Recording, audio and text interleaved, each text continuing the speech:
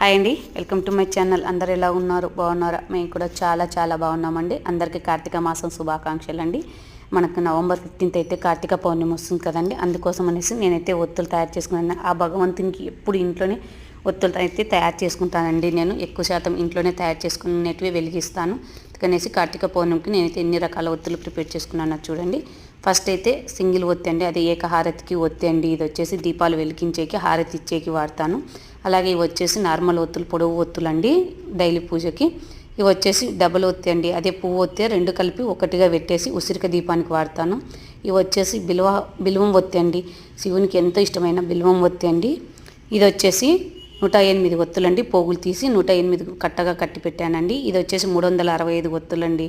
నేనైతే ఇలా కార్తీక పౌర్ణమి కోసం రెడీ చేసుకున్నాను. అలాగే ఇది పోలిపాడ్యమి కోసం అనేసి ఒత్తి తయారు చేసుకున్నానండి. ఆ భగవంతుని ఆశీస్సులు అందరికీ కలగని మనస్ఫూర్తిగా కోరుకుంటున్నానండి.